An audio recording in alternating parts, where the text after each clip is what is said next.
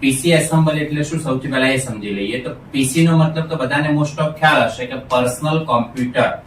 Personal computer એટલે કે આપણું પોતાનું કોમ્પ્યુટર. આને આપણે પીસી તરીકે ઓળખીએ છીએ, કાં તો આપણે ડેસ્કટોપ કહીએ છીએ. ઘણા લોકો એને ડાયરેક્ટલી કોમ્પ્યુટર પણ આપણે કહીએ છીએ. હવે એસેમ્બલ. એસેમ્બલ નો ગુજરાતી મતલબ થશે જોડાણ. જોડાણ એટલે શું? તો આપણું જે સીપીયુ છે એ સીપીયુ ની અંદર જે પણ સ્પેર પાર્ટ ફિટ થયેલા છે, જેમ કે રેમ ફિટ થયેલી હશે, આપણી કોમ્પ્યુટર ની અંદર હાર્ડ ડિસ્ક એટલે કે આપણી કોમ્પ્યુટરની મેમરી ફિટ થયેલી હશે, અંદર ફેન ફિટ થયેલા હશે, અંદર પ્રોસેસર ફિટ થયેલું હશે. જે પણ અંદર સ્પેર પાર્ટ ને ફિટ થયેલા હશે એ પહેલેથી કઈ ફિટ થયેલા આવે નહીં. પહેલા તો બધી વસ્તુ શું હશે? છૂટી છૂટી હશે. પણ કંપનીએ શું કર્યું હશે કે એ બધી વસ્તુને જોડીને એસેમ્બલ કરીને ફાઇનલી બનાવ્યું હશે એ આપણું સીપીયુ. તો આપણે આજે શીખવાનું છે પીસી એસેમ્બલ. પીસી એસેમ્બલ ની અંદર આપણે ચાલુ સીપીયુ ખોલીને શીખીશું કે સીપીયુ ની અંદર કોઈ ટાઈમે કોઈ પ્રોબ્લેમ બને છે તો પ્રોબ્લેમ ક્યાં બને છે એક્ઝેક્ટલી. કોઈ સ્પેર પાર્ટ ખરાબ થાય છે તો સ્પેર પાર્ટ ને આપણે ચેન્જ કરવાનો એટલે કે બદલવાનો થાય તો કઈ રીતે આપણે બદલી શકીએ. આજે આપણે એ બધી વસ્તુને ક્લિયર કરીશું. તો સૌથી પહેલા તો આપણે કોમ્પ્યુટરની પૂરી થિયરી ક્લિયર કરી દઈએ. આપણે એક્ઝેક્ટલી કોમ્પ્યુટર કઈ રીતના વર્ક કરે છે, કોમ્પ્યુટરમાં પાર્ટ્સ છે, કયા પાર્ટ્સનો શું ઉપયોગ થાય છે. પહેલા તમને એ તો ખબર હોવી જોઈએ કે કયો પાર્ટ્સ ફિટ થયેલો છે અને એ પાર્ટ્સનો કોમ્પ્યુટરમાં શું ઉપયોગ છે, તો જ તમે બદલી શકો ને. તમને ખબર જ ના હોય કે જે પાર્ટ્સ અંદર ફિટ થયો છે એ પાર્ટ્સ કોમ્પ્યુટરમાં શાના માટે વપરાય છે, એરરને ઓળખતા ના આવડતું તો કોમ્પ્યુટરને આપણે રિપેર કરી શકવાના નથી. સાધનો કીબોર્ડ, માઉસ, મોનિટર અને સીપીયુ આ ચાર વસ્તુ તો આપણે જરૂરી છે જ. મોનિટરનો ઉપયોગ તમને બધાને આઈડિયા છે કે મોનિટરના આધારે જે પણ આપણે ડિસ્પ્લે જોઈએ છીએ એટલે કે ઉપરના ભાગે આપણને જે ચિત્ર એટલે કે જે કામકાજ ચાલી રહ્યું છે એ બધું કામકાજ આપણે કોના આધારે જોઈ શકીએ છીએ? તો કે આપણા મોનિટરના આધારે. હવે મોનિટર જે છે એ કુલ 3 પ્રકારના મોનિટર આવે છે. સૌથી પહેલા જ્યારે મોનિટર આવતા ત્યારે સીઆરટી મોનિટર આવતા. સીઆરટી એટલે કે કેથોડ રે ટ્યુબ કરીને મોનિટર, જે તમે લોકોએ જોયા હશે કે જે ટીવી જેવા આવતા, પાછળથી લાંબા આવતા, બરાબર. જે કોઈ સરકારી સ્કૂલોમાં એવી જગ્યાએ તમે કદાચ જોયા હોય, અત્યારે જોવા મળે પણ કોઈ સરકારી કચેરીઓ એવી જગ્યાએ જોવા મળે, કોઈ જૂની જગ્યા હોય ત્યાં જોવા મળે. બાકી અત્યારે તમને સીઆરટી મોનિટર વધારે પડતા જોવા મળતા નથી. એના બાદ માર્કેટમાં આવી ગયા એલસીડી. એલસીડી એટલે કે લિક્વિડ ક્રિસ્ટલ ડિસ્પ્લે, અને એના બાદ આવી ગયા એલઈડી એટલે કે લાઇટ એમિટિંગ ડાયોડ. બરાબર. અત્યારે જે મોનિટર ચાલે છે એ એલસીડી અને એલઈડી ચાલે છે. એલસીડી માં અને એલઈડી માં એટલો ફરક હોય છે કે બંનેની અંદર એક તો ક્લિયરિટી નો ફરક હોય છે કે એલસીડી ના કમ્પેરિઝનમાં એલઈડી માં ક્લિયરિટી થોડી વધારે હોય છે, સારી. જ્યારે એલસીડી માં એટલી પ્રોપર ક્લિયરિટી હોય પણ એટલી બધી હાઈ લેવલની હોતી નથી. બીજી વસ્તુ કે એલસીડી માં તમે કોઈ કન્ટેન્ટ જોતા હો, કોઈ મૂવી જોતા હોય, કોઈ વિડીયો જોતા હોય, કોઈ કામ કરતા હોય તો એલસીડી માં જ્યારે તમે સામે બેસીને જુઓ તો ત્યારે તમને પ્રોપર દેખાશે. પણ જો તમે સાઈડમાં જઈને કોઈ કન્ટેન્ટ જોવા માંગો છો તો સાઈડમાં જઈને તમને સામેથી જેવી ક્લિયરિટી મળે છે એવી પ્રોપર મળશે નહીં. અમુક જગ્યાએ તમને બ્લેક જેવું દેખાશે એટલે કે કાળો ભાગ જોવા મળશે, બરાબર. અમુક ચહેરા બ્લેક પડતા હશે ને એવું બધું જોવા મળશે. એ એલસીડી માં પ્રોબ્લેમ બને છે, જ્યારે એલઈડી માં આવા કોઈ પ્રોબ્લેમ બનતા નથી. બીજી વસ્તુ કે આપણે એલસીડી ની અંદર ચાલો કે અત્યારે હું આખી ડિસ્પ્લેમાં રેડ કલર ઓપન કરું, જ્યારે એલઈડી માં રેડ કલર ઓપન કરું તો એલસીડી માં જે રેડ કલર આવશે, બરાબર, એ કલર અને એલઈડી ના રેડ કલરમાં એટલે કે લાલ કલરમાં ફરક હશે. એલસીડી માં તમને થોડો આછો કલર દેખાશે એટલે કે થોડો કેસરી જેવો દેખાશે, પ્રોપર એટલો હાઇલાઇટ થશે ને ડાર્ક લાઇટ નહીં, લાલ નહીં દેખાય. જ્યારે એલઈડી ની અંદર તમને પ્રોપરલી લાલ દેખાશે કલર એટલે કે કમ્પ્લીટ જેવો કલર છે એવો સેમ ટુ સેમ દેખાશે. એટલે બંનેમાં ક્લિયરિટીનો ફરક છે. તમને જે પ્રમાણે અનુકૂળ આવે એ પ્રમાણે તમે ડિસ્પ્લે યુઝ કરી શકો છો. ઘણા લોકો એલસીડી યુઝ કરે, ઘણા લોકો એલઈડી યુઝ કરે છે. કમ્પ્યુટર ની અંદર એલસીડી યુઝ કરો તો કોઈ ફરક પડવાનો નથી, કેમ કે આપણે કામ તો સામે બેસીને જ કરવાનું છે, સાઈડમાં જઈને કામ કરવાનું નથી. એટલે એલસીડી યુઝ કરો કે એલઈડી યુઝ કરો, બંનેમાંથી ગમે તે યુઝ કરી શકો છો. તેના બાદ આપણે ચાલો જોઈએ તો કે કીબોર્ડના પ્રકાર. કીબોર્ડ કેવા કેવા પ્રકારના આવે છે. અત્યારે તમે જે કીબોર્ડ જોઈ શકો છો આ બધા કીબોર્ડ આપણી પાસે જે છે તો આ બધા કીબોર્ડ વાયર વાળા કીબોર્ડ છે, જેને આપણે વાયર્ડ કીબોર્ડ કહી શકીએ, બરાબર. એના સિવાય કીબોર્ડ આવે છે તો કે વાયરલેસ કીબોર્ડ, જેમાં વાયર આવતો નથી. કામ તો એનું એ જ થાય.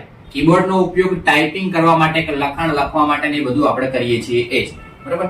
કીબોર્ડ એના જ આવે. તમને લોકોને આઈડિયા હશે કે પહેલા જે આપણે ઇયરફોન આવતા કોઈ સોંગ સાંભળવા માટે જેમાં વાયર આવતો, અત્યારે આપણે ઇયરબડ આવે છે કે જેમાં વાયર આવતો નથી. પણ કામ તો એનું જ છે ને. પહેલા સોંગ સાંભળતા અત્યારે સોંગ સાંભળીએ છીએ, પહેલા વાતચીત થતી ને અત્યારે વાતચીત થાય છે. ફરક કેટલો છે કે પહેલા વાયર આવતો કે વાયર લગાવેલો રાખવો પડતો, એટલે જેટલા સુધી વાયર પહોંચે ત્યાં સુધી તમે કામ કરી શકો, એટલે કે ત્યાં સુધી તમારે રોકાવું પડે. જ્યારે અત્યારે ઇયરબડ ની રેન્જ હોય છે કે આટલા મીટર સુધીના અંતરમાં કામ કરશે. તમે ફોન દૂર હોય કે તમારું ડિવાઇસ ગમે તે દૂર પડ્યું હોય તો પણ તમે ફોન ની અંદર સાંભળી શકવાના છો. તો કીબોર્ડમાં સેમ ટુ સેમ કે અત્યારે કીબોર્ડ આવે છે વાયરલેસ કીબોર્ડ આવે છે કે જેમાં વાયર આવતો નથી. અત્યારે જે કીબોર્ડ આવે છે આનો વાયર લાગેલો છે આપણા સીપીયુ માં. તો કે સીપીયુ ચાલુ થશે એટલે ડાયરેક્ટલી પાવર કીબોર્ડમાં તો આવી જવાનો છે, બરાબર. પણ વાયરલેસ કીબોર્ડ હોય એમાં વાયર લાગતો નથી એટલે પાવર એ રીતે જનરેટ થશે નહીં. તો એમાં બેટરી આવે છે એટલે કે સેલ આવે છે, ઘડિયાળમાં પાવર આવે ને એવી રીતે પાવર આવે છે, બરાબર. બે પાવર આવે છે કે જે કીબોર્ડ ને ચાલુ રાખે. જ્યાં સુધી પાવર હશે ત્યાં સુધી કીબોર્ડ પ્રોપરલી ચાલશે. એને ચાલુ બંધ કરવા માટે નીચે ઓન ઓફ નું બટન આવે છે કે જ્યારે જરૂર પડે ત્યારે કીબોર્ડ ને ઓન કરી દો, જરૂર ના હોય ત્યારે કીબોર્ડ ને ઓફ કરી દો. એની અંદર પાવર પૂરા થાય એટલે પાવર ચેન્જ કરો એટલે કીબોર્ડ તો આપણું ચાલુ રહેવાનું છે.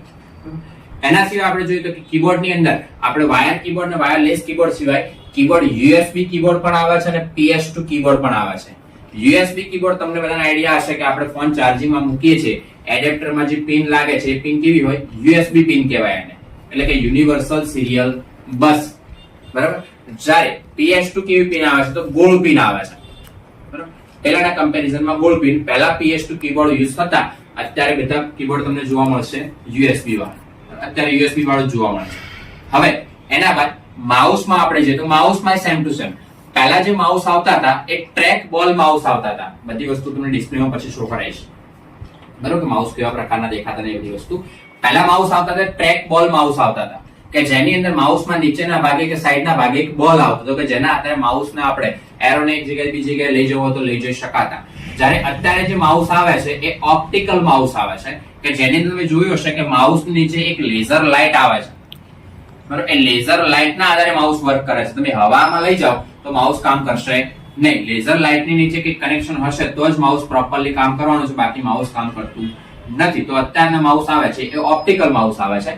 એમાં સેમ ટુ સેમ વાયર વાળા માઉસ આવે છે, વાયરલેસ માઉસ પણ આવે છે. એટલે કે વાયર વાળું માઉસ લેવું છે તો પણ મળશે, અને વાયરલેસ એટલે વાયર વગરનું માઉસ લેવું છે તો પણ આપણે વાયર વગરનું માઉસ યુઝ કરી શકાશે.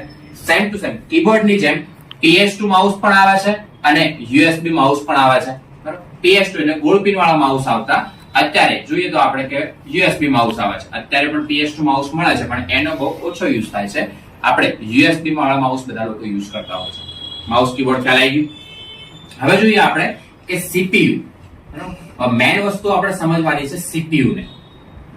હવે મોનિટરના આપણે ભાગો સમજ્યા, કીબોર્ડના ભાગ સમજ્યા અને માઉસના ભાગ સમજ્યા. હવે CPU કઈ અલગ અલગ ભાગની અંદર એવી રીતે નથી કે CPU આવા પ્રકારના આવે છે, આ પ્રકારના CPU, આ પ્રકારના. CPU ની ડિઝાઇનો બદલાતી આવે છે. પહેલા તમે જોયા હશે કે CPU મોટા ડબ્બા જેવા આવતા, બરાબર. એના બાદ CPU ની સાઈઝ અલગ થઈ ગઈ. અત્યારે નાના CPU પણ આવે છે, રિસીવર જેટલા CPU પણ આવે છે, બરાબર. એના કરતા પણ નાની સાઈઝના CPU મળે છે. જાપાનીઝ ટેકનોલોજીના CPU અત્યારે નવા લેટેસ્ટમાં છે. તમે હાથની અંદર રાખી શકો છો. સ્પીડ આના કરતા પણ ફાસ્ટ જોવા મળે છે. તો કે જે CPU છે એ CPU ના કોઈ પ્રકાર નથી, પણ CPU શું કામ કરે છે એક્ઝેક્ટલી? તો CPU નું કામ છે કોમ્પ્યુટરની અંદર પ્રોસેસ કરવાનું, એટલે કે પ્રક્રિયાઓ કરવાનું, જેને આપણે કોમ્પ્યુટરનું મગજ કહીએ છીએ. CPU ને શું કહેવાશે? કોમ્પ્યુટરનું મગજ. કે કોમ્પ્યુટરની અંદર તમે જે પણ કામકાજ કરો છો, ગમે તે સોફ્ટવેરમાં કામકાજ કરો છો, એ સોફ્ટવેરની અંદર જે કામકાજ થાય છે એની પ્રોસેસ થાય છે. કોમ્પ્યુટર જે વિચારે છે કે યુઝર દ્વારા કઈ માહિતી દાખલ કરવામાં આવી છે, કોમ્પ્યુટર આપણને જે જવાબો આપે છે, એ બધું જ કામકાજ થાય છે. તો કોના આધારે થાય છે? તો કે આપણા CPU ના આધારે. અત્યારે તમે કોમ્પ્યુટર ચાલુ કરો, તમને મોનિટરની અંદર જે ડિસ્પ્લે દેખાય છે, જેની અંદર કે તમારું વોલપેપર દેખાશે, નીચે ટાઈમ અને ડેટ ને ટાસ્ક બાર ને આઇકન્સ ને બધી વસ્તુ દેખાય છે. તમારી ફાઇલો અંદર હશે, જેમાં તમારા ડોક્યુમેન્ટ્સ હશે, કોઈ મ્યુઝિક હશે, કોઈના વિડીયોઝ પણ હશે, ફોટોઝ પણ હશે, બરાબર. PDF ફાઇલ, ઘણી બધી ફાઇલો ને બધી વસ્તુ પડી હશે.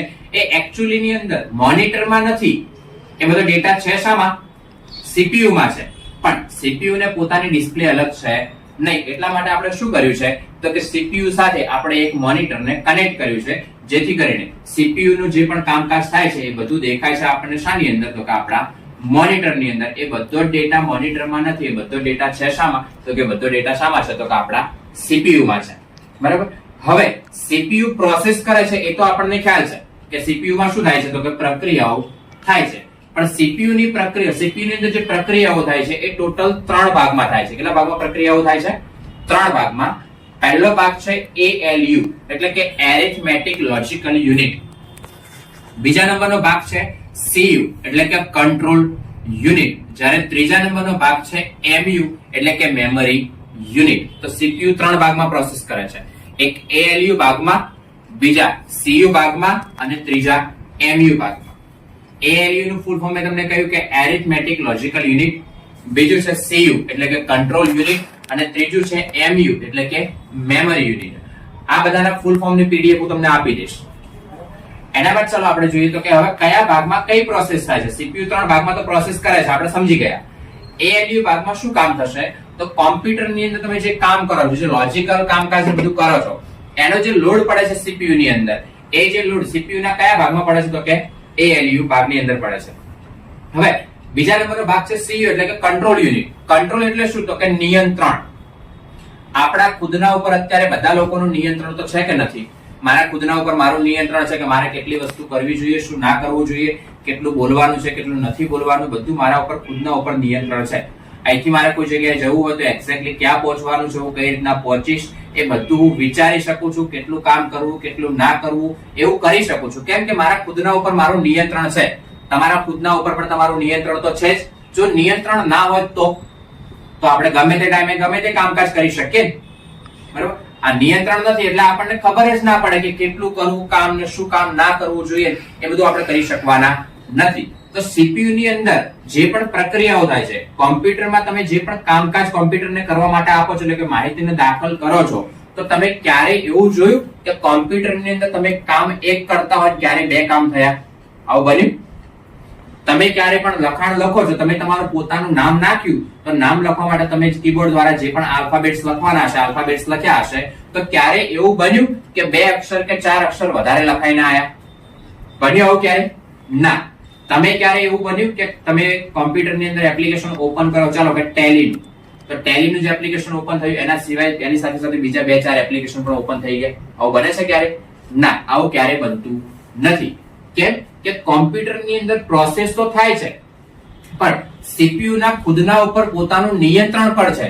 કેમ તો કે જો નિયંત્રણ રાખવામાં ના આવે તો કોમ્પ્યુટરની અંદર જે યુઝર કામ કરવા માટે બેઠો છે, એ યુઝર કામ પણ શું કરશે અને CPU દ્વારા પ્રોસેસ પણ શું થશે, કઈ નક્કી છે નહીં. તો એટલા માટે CPU ની અંદર પહેલેથી એવી પ્રોસેસ સેટ કરેલી હોય કંટ્રોલ યુનિટની કે યુઝર દ્વારા જેટલી માહિતી દાખલ કરવામાં આવે એ માહિતીના આધારે જ કામ કરવાનું, એનાથી ના વધારે કે ના ઓછું. તો એટલી માહિતીના આધારે જ તમારું કોમ્પ્યુટર કામ કરશે. એ માહિતીથી વધારે કે એ માહિતીથી ઓછું ક્યારે કોમ્પ્યુટર કામ કરશે નહીં. તમે જેટલું કહેશો એટલું જ કરશે. કેમ તો કોમ્પ્યુટરનું પોતાના ઉપર નિયંત્રણ છે, એટલે CPU પોતાના ઉપર નિયંત્રણ રાખે છે. નિયંત્રણ કેમ રાખે છે તો CPU ની અંદર પોતાને કંટ્રોલ કરવાની પ્રક્રિયાઓ ચાલુ છે. એ પ્રોસેસ ચાલુ ના હોય તો કરી શકાય નહીં. આપણા ઉપર પોતાના ઉપર કંટ્રોલ જે થાય છે એ ક્યાંથી તો કે આપણા માઇન્ડના આધારે કંટ્રોલ થાય છે બધું, બરાબર? કે આપણે કઈ રીતના કામકાજ કરી શકીએ. તો કોમ્પ્યુટરમાં તમને કહ્યું છે કે CPU શું છે તો કે કોમ્પ્યુટરનું મગજ, બરાબર? તો બધી કામકાજ ક્યાં થવાનું છે તો કે કોમ્પ્યુટરના મગજમાં. એટલે ક્યાં થવાનું તો કે CPU માં. પણ CPU ના કયા ભાગમાં તો કે કંટ્રોલ યુનિટના ભાગમાં. ખ્યાલ આવી ગયો વસ્તુ? કંટ્રોલ યુનિટનો ભાગ. ત્રીજા નંબરનો ભાગ છે કમ્પ્યુટરની અંદર મેમરી યુનિટ એટલે કે MU. મેમરી યુનિટ સૌથી ઇમ્પોર્ટન્ટ ભાગ છે, બરાબર? મેમરી યુનિટ ની અંદર અલગ અલગ મેમરી આવેલી છે. તો CPU ની અંદર જોઈએ તો કે ટોટલી તમને બે પ્રકારની મેમરી જોવા મળે છે. કેટલા પ્રકારની મેમરી જોવા મળે છે? બે પ્રકારની. પહેલી મેમરી જોઈએ તો કે પ્રાઇમરી મેમરી, જ્યારે બીજા નંબરની મેમરી છે કે સેકન્ડરી મેમરી. તો પ્રાઇમરી મેમરી એટલે શું તો કોમ્પ્યુટરની અંદર એવી મેમરી કે જે કોમ્પ્યુટરને ચાલુ રાખવા માટે એટલે કે ચાલુ કરવા માટે ફરજિયાત છે.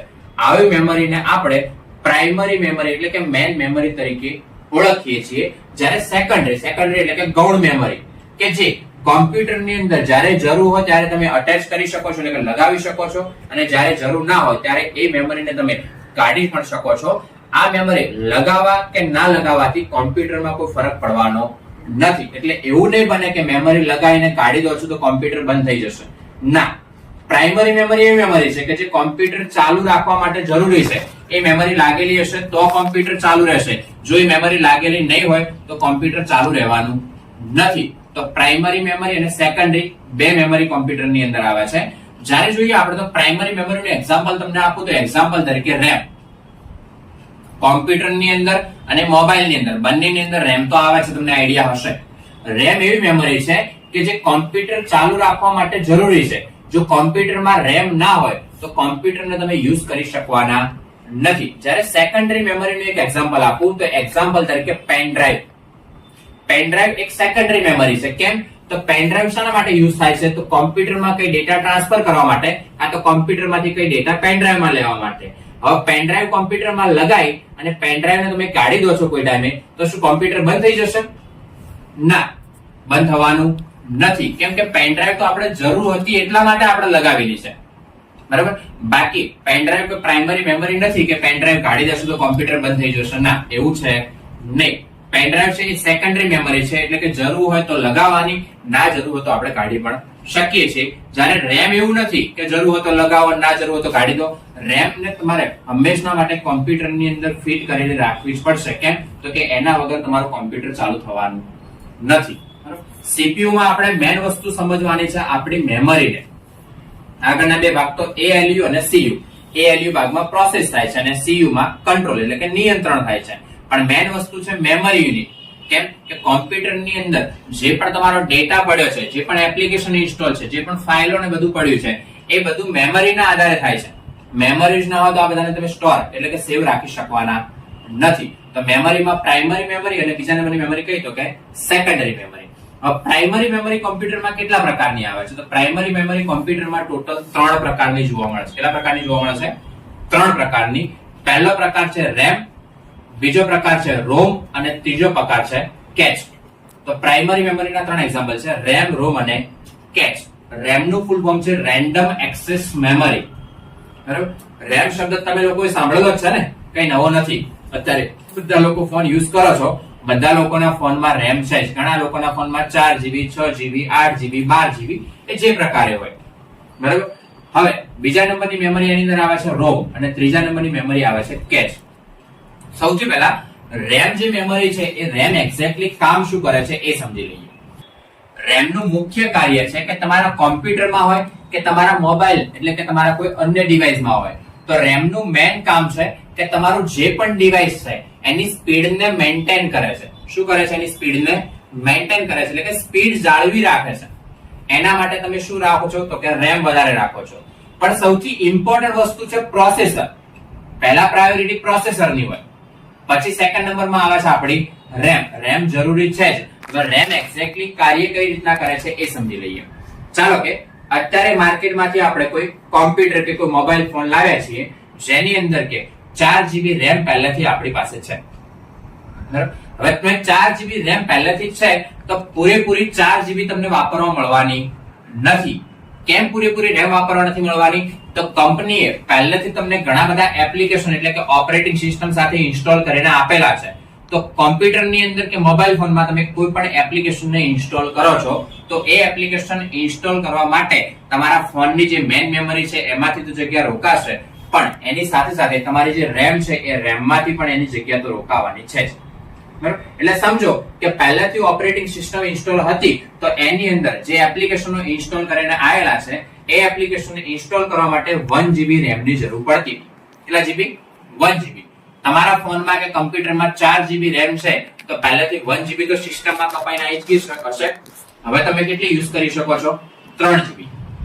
હવે ચાલો કે તમે કોઈ એપ્લિકેશન ઇન્સ્ટોલ કર્યા, તમે કોઈ વિડિયો એડિટિંગ નું કે કોઈ ફોટો એડિટિંગ નું, કોઈ લોકો ગેમ રમતા હોય તો ગેમનું એપ્લિકેશન, WhatsApp નું એપ્લિકેશન, સોશિયલ મીડિયા માટે Facebook ને Instagram ને બધા એપ્લિકેશન તમે ઇન્સ્ટોલ કરો છો, તો હરેક એપ્લિકેશન પાછળ એક રેમ ની જગ્યા તો હશે જ કે આટલી જગ્યા રોકાશે, બરાબર. તમે ચાલો તમારા ફોન ની અંદર જે જરૂરિયાતવાળા સોફ્ટવેર હતા વિડિયો એડિટિંગ ના, ફોટો એડિટિંગ ના, એવા બધા એપ્લિકેશન ઇન્સ્ટોલ કર્યા.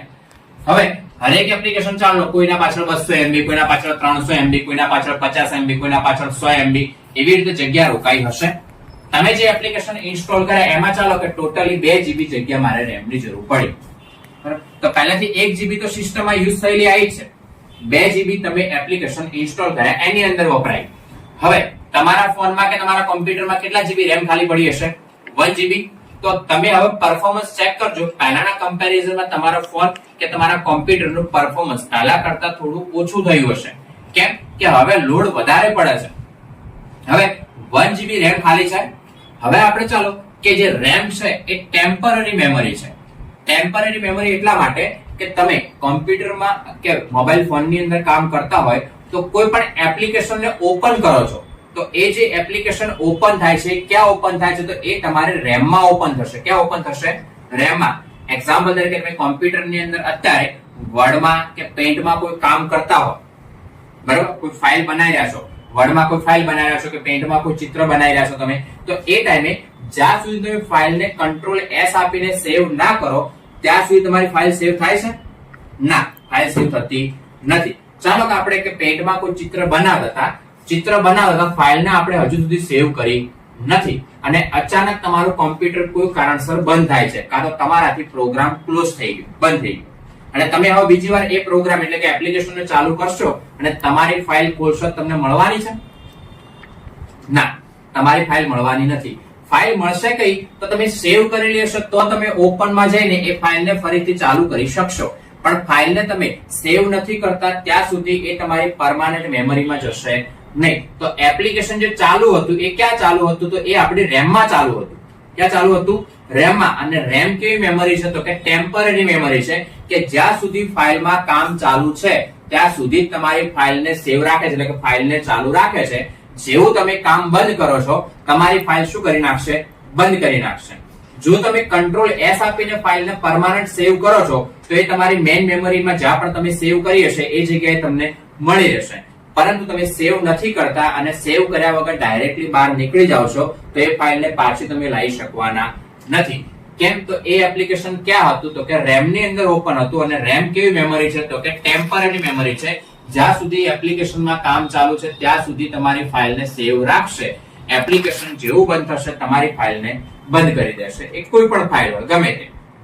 હવે કે આપણે જોઈએ તો કે રેમ ની અંદર ચાલો કે મેં તમને કહ્યું કે કોઈ પણ એપ્લિકેશન ઓપન કરવા માટે રેમ ની જરૂર તો છે જ આપણે.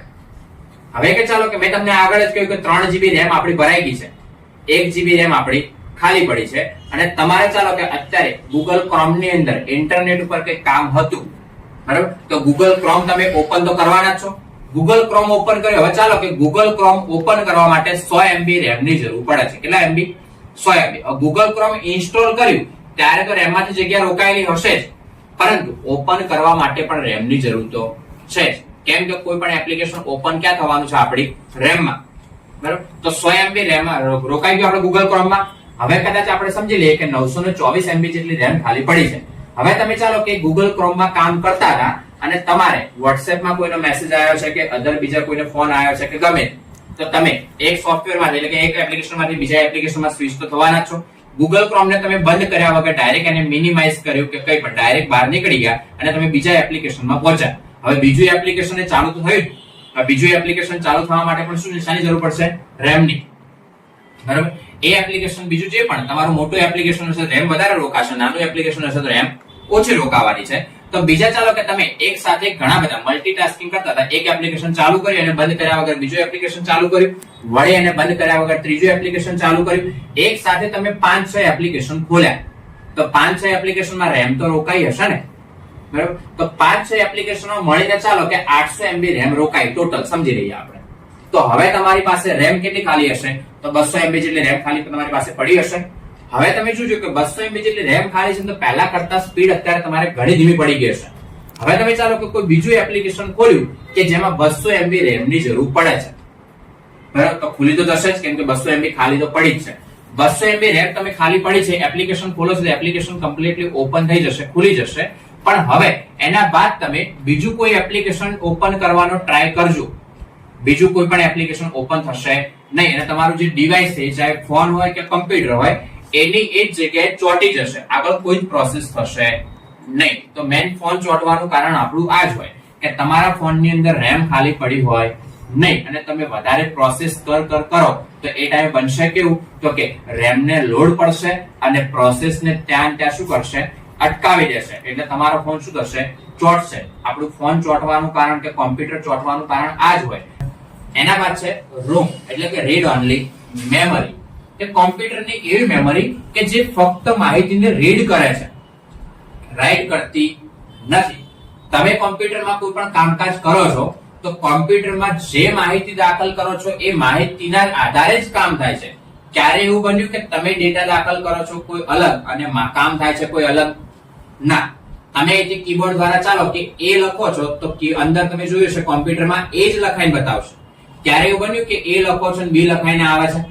ના, આવું બનતું નથી. તમે જે કામ કરો છો એ જ કામ થાય છે, બીજું કામ થતું નથી. તો આવું કેમ બને છે? તો કોમ્પ્યુટરની અંદર પહેલાથી એક એવી મેમરી ફિટ કરેલી છે, રીડ ઓનલી મેમરી, કે જે યુઝર જે પણ માહિતી દાખલ કરે છે એ માહિતીને કોમ્પ્યુટર પહેલા રીડ કરશે. શું કરશે? રીડ કરશે, એટલે કે એને સમજશે અને એના બાદ જ એના ઉપર કામગીરી કરશે. આનું એક એક્ઝામ્પલ તમને આપું તો એક્ઝામ્પલ તરીકે તમારામાંથી મોસ્ટ ઓફ લોકોએ રોબોટ મૂવી જોયું હશે, રજનીકાંતનું જોયેલું છે ને? ઘણા લોકોએ જોયું હશે. એની અંદર રોબોટની અંદર એક ચિપ ફિટ કરવામાં આવે છે, ખ્યાલ છે? ચિપ ફિટ કરવામાં આવે છે, બસ એ ચિપને કહેવાશે રોમ. ચિપમાં શું હોય પહેલાથી? તો એ જે રોબોટ છે એને પહેલાથી બધી વસ્તુ શીખવાડવામાં આવી છે, ચાલતા, દોડતા, લખતા, વાંચતા, ડ્રાઇવિંગ કરતા, ખાવાનું બનાવતા, બીજી ઘણી બધી વસ્તુ, ડાન્સ કરતા, એવી ઘણી બધી વસ્તુ શીખવાડવામાં આવેલી છે. તો એ છે એ રોબોટ નથી શીખવાડવામાં આવેલી. એ જે ચિપ છે એ ચિપની અંદર પહેલેથી ડેટા ભરેલો છે અને એ ચિપ એની અંદર ફિટ થાય છે તો જ એ કામ કરે છે, બાકી કામ કરી શકતું નથી. જો એ ચિપની અંદર પ્રોગ્રામ આપણે અલગ રીતે ફિટ કરવામાં આવે તો જેવું એને શીખવાડવામાં આવશે એવું જ એ કામ કરશે. બરાબર? અત્યારે હું તમને કોઈ પણ કામ આપું છું કાં તો અત્યારે હું જે બોલું છું એ તમને લોકોને સંભળાય છે. તમને લોકોને સંભળાય છે તો એ માહિતીને તમે રીડ કરો છો, બરાબર? તો રીડ કરો તો જ તમે સમજી શકો ને. જો રીડ જ ના કરી શકતા સમજી શકવાના છો? ના, માહિતીને સમજી શકવાના નથી. અત્યારે ચાલો કે હું અન્ય લેંગ્વેજમાં બોલું, બીજી કોઈ ભાષામાં બોલું, તમે સમજી શકવાના છો? ના. કેમ? કે તમને એ વસ્તુ પહેલાથી શીખવાડવામાં આવેલી નથી. જો તમને શીખવાડવામાં આવેલી હોત તો તમે સમજી શકો ઇઝીલી. તો કોમ્પ્યુટરની અંદર પહેલાથી ઘણી બધી વસ્તુ શીખવાડવામાં આવેલી હોય છે કે યુઝર જે માહિતી દાખલ કરે છે તેના આધારે જ કામ થવું જોઈએ અને જે માહિતી દાખલ કરે છે એ માહિતીને સમજવાની છે. એ માહિતીને કોમ્પ્યુટર સમજશે અને પછી એના આધારે જ કામ કરે છે. તો આવી જે મેમરી કોમ્પ્યુટરમાં પહેલેથી ફિટ થયેલી આવે છે એ મેમરીને કહેવાશે રોમ, એટલે કે રીડ ઓનલી મેમરી. એટલે કે યુઝર જે ડેટા દાખલ કરે છે એ મેમરીને, એ માહિતીને જે કોમ્પ્યુટર છે રીડ કરીને પછી તેના આધારે આગળનું કામ કરે છે. ખ્યાલ આવી ગયો? રોમ કોને કહેવાશે? ત્રીજા નંબરની મેમરી છે કેચ મેમરી. તો કેચ મેમરી કોને કહેવાશે? તો ઘણા લોકો યુઝ તો કરે છે પણ એમને એક્ઝેક્ટલી આઈડિયા નથી કે આને જ કહેવાય કેચ મેમરી. કેચ નો મતલબ શું થાય? તો કે પકડવું. ખ્યાલ છે બધાને? કેચ એટલે કે પકડવું. જે લોકો ક્રિકેટ રમતા હોય બધાને આઈડિયા હોય છે, બરોબર? કે નવી વસ્તુ નથી, શબ્દ નવો નથી, બધા લોકોએ સાંભળેલો છે, બરોબર? તો કેચ મેમરી કોને કહેવાશે? તો તમે કોમ્પ્યુટરની અંદર કામ કરો કે મોબાઈલ ફોનની અંદર કામ કરો, તમે કોઈ એક સોફ્ટવેરમાં ચાલો કે રેગ્યુલર કામ કરતા હોય, એક્ઝામ્પલ તરીકે ગૂગલ ક્રોમની અંદર રોજે રોજ આપણે કોઈ વેબસાઇટ સર્ચ કરીએ છીએ. ઘણા લોકો કોઈ મૂવી ડાઉનલોડ કરતા હોય કે અન્ય કોઈ કામકાજ કરતા હોય, કોઈ ઓનલાઈન પ્રોસેસ કરતા હોય કે કોઈ પણ કામકાજ, તમે એકની એક વેબસાઇટ વારે ઘડીએ સર્ચ કરતા હોય, કાં તો તમે વોટ્સએપ ની અંદર, ફેસબુકમાં કે ઇન્સ્ટાગ્રામમાં કોઈની સાથે વાતચીત કરતા હોય. ઘણા લોકોને ચાલો આપણે સવારે રેગ્યુલર ગુડ મોર્નિંગ નો મેસેજ કરીએ છીએ, સાંજે રેગ્યુલર આપણે ગુડ નાઇટ નો મેસેજ કરીએ છીએ. તો તમે લોકો જોજો કે ચાલો ગુડ મોર્નિંગ નો મેસેજ કરવા માટે સૌથી પહેલા ગુડ મોર્નિંગ તમારે આખું લખવું પડશે કે નહીં લખવું પડે? લખવું જ પડશે ને, તો સિમ્પલ છે ને, બરાબર? ચાલો બીજા દિવસે ફરીથી આપણે એને ગુડ મોર્નિંગ નો મેસેજ કરવો છે તો ફરીથી ગુડ મોર્નિંગ આખું લખવું પડશે મારે. હવે ત્રીજા દિવસે તમે એને ગુડ મોર્નિંગ મેસેજ કરવા જશો ને ત્યારે ખાલી એકલો તમે જી લખશો ને તો ગુડ ઓટોમેટિક આખું લખાઈને આવે છે. મોર્નિંગ માટે એકલો એમ લખશો ને તો મોર્નિંગ ઓટોમેટિક આખું લખાઈને આવે છે. વળી 4-5 દિવસ બાદ તો એવું બનશે કે તમે એકલો જી લખશો ને તો ગુડ મોર્નિંગ આખું ઓટોમેટિક લખાઈને આવી જશે. આવું બને છે, બરાબર? આવું બને, બધાના ફોનમાં બને, કોઈના ફોનમાં ના બને એવું બનવાનું નથી. કોમ્પ્યુટરમાં આ વસ્તુ બનવાની છે, બરાબર? તો આ વસ્તુ કેમ બને છે? તો તમારા ડિવાઇસની અંદર પહેલેથી એક એવી કેચ મેમરી કરીને એક મેમરી ફિટ કરેલી છે કે જે પણ યુઝર ડેટા દાખલ કરે છે એ ડેટાને કોમ્પ્યુટર શું કરે છે? કેચ કરીને રાખે છે. કેચ એટલા માટે કરીને રાખે છે કે બીજી વાર જ્યારે પણ એને જરૂર પડે છે તો એ જે માહિતી છે એના ઉપર એને વધારે પડતી પ્રક્રિયા, વધારે પડતી કામગીરી કરવી પડે નહીં. એટલા માટે તમારા ડેટાને શું કરીને રાખશે? કેચ કરીને રાખશે. કેચ કરીને રાખશે જેથી કરીને યુઝર છે એ માહિતીને લખવા માટે જશે તો ખાલી એકાદ અક્ષર કે એકાદ શબ્દ લખશે તો આખું સેન્ટેન્સ જે પણ હશે એ એની જાતે ઓટોમેટિકલી લખાઈને આવી જશે. આપણે લખવાની જરૂર પડશે નહીં. આવું તમે લોકોએ જોયું હશે ને, કઈ નવું નથી. તો આને કહેવાશે કેચ મેમરી, કે તમારા ડેટાને કેચ કરીને રાખે છે. આ હતી કોમ્પ્યુટરની પ્રાઇમરી મેમરી, રેમ, રોમ અને કેચ. રેમ નું કદાચ કોમ્પ્યુટરની સમજી લઈએ સેકન્ડરી મેમરી. સેકન્ડરી મેમરીમાં સૌથી પહેલા આપણે સમજી લઈએ કોમ્પ્યુટરની હાર્ડ ડિસ્ક, જેને શોર્ટમાં એસડીડી કહેવાશે. એને ફૂલ ફોર્મ છે hard disk drive. Hard disk એટલે શું? તો કોમ્પ્યુટરની જે આપણે મેમરી આવે છે, જ્યાં તમારો ડેટા સેવ છે, જ્યાં તમારા ડોક્યુમેન્ટ્સ ને, મ્યુઝિક ને, પિક્ચર્સ ને, વિડીયોઝ ને બધું જે પણ પડ્યું છે એ બધું ક્યાં છે? તો કે એ તમારી મેમરી એટલે કે તમારી હાર્ડ ડિસ્કમાં છે. હાર્ડ ડિસ્ક તમારી પરમાનન્ટ મેમરી છે. એટલે તમે ફાઇલો જે સેવ ને બધું કરો છો ને એ બધું તમારી હાર્ડ ડિસ્કમાં રહે. જ્યાં સુધી તમે ડેટાને ડિલીટ ના કરો ત્યાં સુધી રહેવાનો છે. જ્યારે રેમ હતી એ ટેમ્પરરી મેમરી હતી, જ્યારે હાર્ડ ડિસ્ક છે એ તમારી પરમાનન્ટ મેમરી છે. એટલે કે હંમેશા માટે ડેટાને સેવ રાખે છે. તમે જ્યારે કોમ્પ્યુટરની અંદર ધીસ પીસીમાં કે માય કોમ્પ્યુટરમાં કે એમાં જાઓ છો, એમાં લોકલ ડિસ્ક સી ને ડી ને ડાઉનલોડ કરેલી ફાઇલો, પિક્ચર ને, વિડીયોઝ ને જે પણ પડ્યું છે ને એ બધું તમારો ડેટા શામાં છે? તો એ તમારી હાર્ડ ડિસ્કમાં છે. જે પણ એપ્લિકેશન ઇન્સ્ટોલ થયેલા છે એ એપ્લિકેશનનો ડેટા તમારી હાર્ડ ડિસ્કમાં હશે, પણ એપ્લિકેશન ઇન્સ્ટોલ થવા માટે રેમમાંથી પણ જગ્યા રોકાયેલી હશે. બરાબર? તો હાર્ડ ડિસ્ક કેવી મેમરી છે? તો એ તમારી પરમાનન્ટ મેમરી છે. હાર્ડ ડિસ્ક બે પ્રકારની આવે છે. એક આવે છે એસડીડી એટલે કે હાર્ડ ડિસ્ક ડ્રાઈવ, અને બીજી આવે છે એસએસડી એટલે કે સોલિડ સ્ટેટ ડ્રાઈવ. મેમરી બે પ્રકારની એટલા માટે છે કે એકની સ્પીડ થોડી ફાસ્ટ છે, એકની સ્પીડ થોડી સ્લો છે. એવું પણ નથી કે વધારે પડતી સ્લો છે, પણ પહેલાના કમ્પેરિઝનમાં સ્લો છે. એસડીડી અને એસએસડી બંનેમાં ફરક એટલો છે કે એસએસડી ની સ્પીડ થોડી ફાસ્ટ છે. તમે એક સાથે બે કોમ્પ્યુટર યુઝ કરતા હોય, જ્યારે એકમાં એસડીડી હોય અને બીજામાં એસએસડી હોય, તો એસએસડી વાળા કોમ્પ્યુટરની સ્પીડ થોડી ફાસ્ટ હશે પહેલાના કમ્પેરિઝનમાં. બરાબર? જ્યારે એસડીડી વાળા કોમ્પ્યુટરની સ્પીડ થોડી સ્લો હશે. તમે હવે એના બાદ આગળ જઈએ સેકન્ડરી મેમરીમાં. તો સેકન્ડરી મેમરીમાં એક્ઝામ્પલ જોઈએ તો એક્ઝામ્પલ તરીકે પેનડ્રાઈવ. પેનડ્રાઈવ શાનું એક્ઝામ્પલ છે? તો કે સેકન્ડરી મેમરીનું. પેનડ્રાઈવ તો બધાને ખ્યાલ છે ને. પેનડ્રાઈવ શું કાર્ય કરે છે? તો ડેટા ટ્રાન્સફર કરવાનું કામ કરે છે. કોમ્પ્યુટરમાંથી ડેટા આપણે કોઈ બીજી જગ્યાએ લઈ જવો હોય તો પેનડ્રાઈવનો યુઝ આપણે કરી શકીએ. કોમ્પ્યુટરમાંથી ડેટા પેનડ્રાઈવમાં લઈ શકીએ, પેનડ્રાઈવમાંથી કોમ્પ્યુટરમાં પણ નાખી શકીએ છીએ. એમાં જોઈએ તો એસડી કાર્ડ, જે મેમરી કાર્ડ આવતા પહેલા યુઝ થતા, અત્યારે તો મેમરી કાર્ડ પણ કોઈ યુઝ કરતું નથી, કેમ કે અત્યારની ફોનની સ્ટોરેજ, કોમ્પ્યુટરની સ્ટોરેજ બધી હાઈ આવવા લાગી અને કોમ્પ્યુટરમાં આપણે મેમરી કાર્ડની કોઈ જરૂર પડતી નથી. એ પણ શું છે? તો એક પ્રકારની મેમરી છે જે ડેટા ટ્રાન્સફર માટે આપણે યુઝ થતું, એટલે કે ડેટા સેવ રાખવા માટે યુઝ થતું.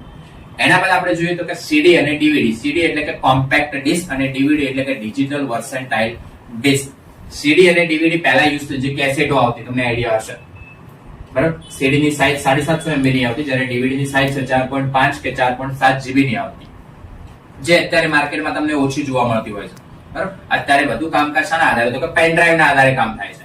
પહેલા આપણે ડેટા ટ્રાન્સફર કરવા માટે એના માટે આપણે સીડી નો પણ ઘણા લોકો યુઝ કરતા, કે ડેટાની જરૂર હોય તો સીડી માં પડતા અને સીડી બીજી જગ્યાએ લગાવતો ડેટા ઉપડતો. અત્યારે તો સુધી પેન ડ્રાઈવ આવી ગઈ.